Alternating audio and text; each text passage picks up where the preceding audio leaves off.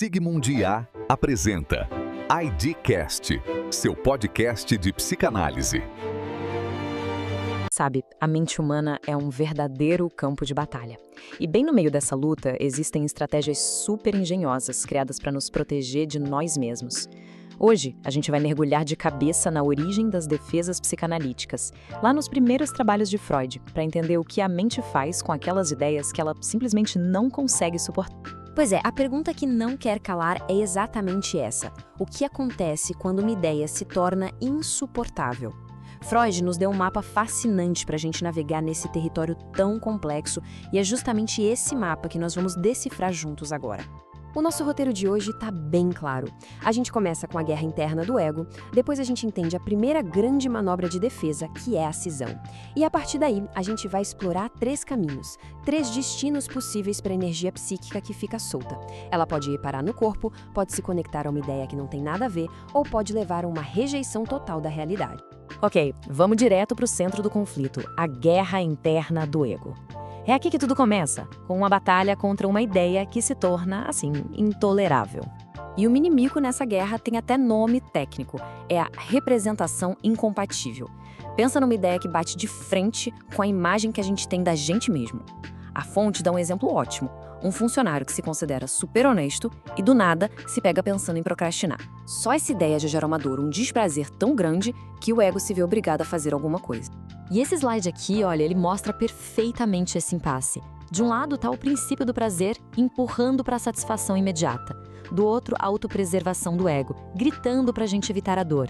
É bem no meio dessa tensão, nesse verdadeiro cabo de guerra psíquico, que nascem os mecanismos de defesa. O ego precisa agir, senão ele se despedaça.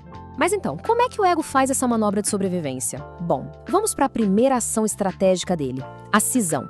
A arte de separar uma ideia da sua emoção.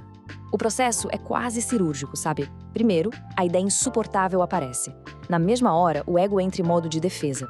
E aí vem a jogada de mestre, que é genial e perigoso ao mesmo tempo. Ele separa, ele racha a ideia da sua carga emocional, que a gente chama de afeto. A ideia fica lá, fraquinha, mas a emoção agora tá livre, sem dono, virando uma energia errante que precisa desesperadamente se agarrar em algum lugar. E, gente, isso aqui é fundamental de entender, tá? Essa cisão inicial é o marco zero, é o ponto de partida para todos os caminhos de defesa que a gente vai analisar. O que vai acontecer depois depende totalmente de para onde essa emoção solta vai. Então, qual seria o primeiro destino possível para essa energia? Vamos lá. Caminho 1. O corpo fala. A famosa via da conversão. Conversão, antes de mais nada, é um conceito de economia psíquica. Aquela energia do afeto que foi liberada, ela não evapora, ela é transformada, ela é transposta para uma inervação somática. Traduzindo, a angústia mental vira um sintoma físico bem concreto. Uma dor de cabeça, uma paralisia, uma cegueira.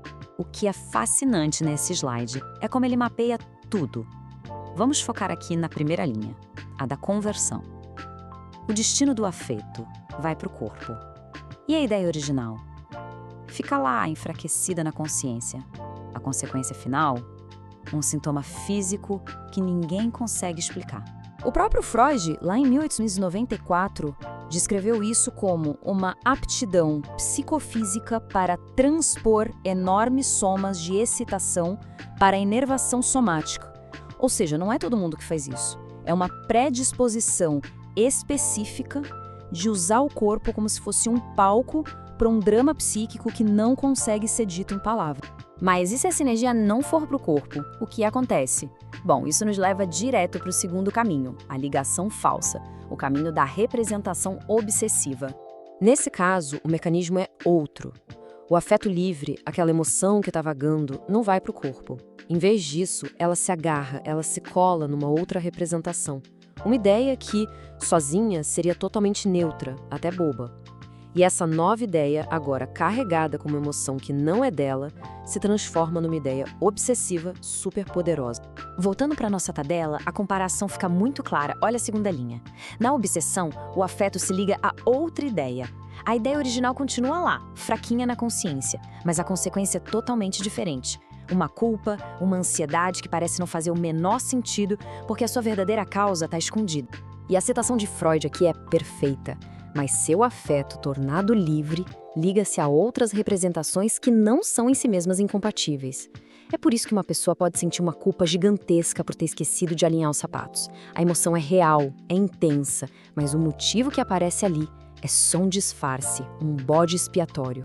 Agora vamos nos preparar para a solução mais drástica, a mais radical de todas as defesas. O caminho 3, rejeitando a realidade, a via da rejeição. A rejeição, ou Verwerfung, no termo original em alemão, é a opção nuclear do ego. Aqui, a ideia não é só enfraquecida ou disfarçada. Não.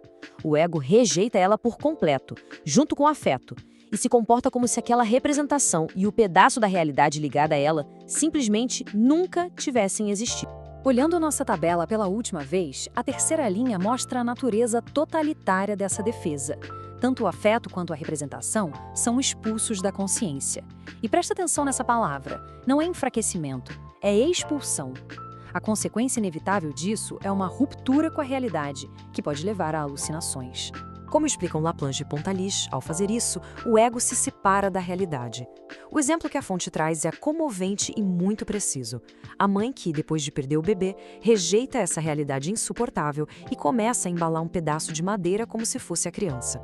A alucinação não é uma mentira, é a criação de uma nova realidade para substituir aquela que foi destruída. E aqui a gente chega no ponto crucial. Esses 3 caminhos não são só curiosidades da teoria. São processos que fundam, que moldam a própria arquitetura da personalidade, dependendo de qual deles é usado com mais frequência. A conversão é a marca da histeria, a ligação falsa da neurose obsessiva e a rejeição pode sim abrir as portas para uma psicose alucinatória. E isso tudo nos traz de volta ao começo, só que agora com um entendimento muito mais profundo, né? Diante das pequenas e grandes ideias insuportáveis do dia a dia, que soluções criativas e às vezes perigosas a mente encontra. A arquitetura da nossa própria psique é, sem dúvida nenhuma, uma obra em constante negociação. Gostou? Ouça mais pelo Spotify. Clique no link na descrição do vídeo.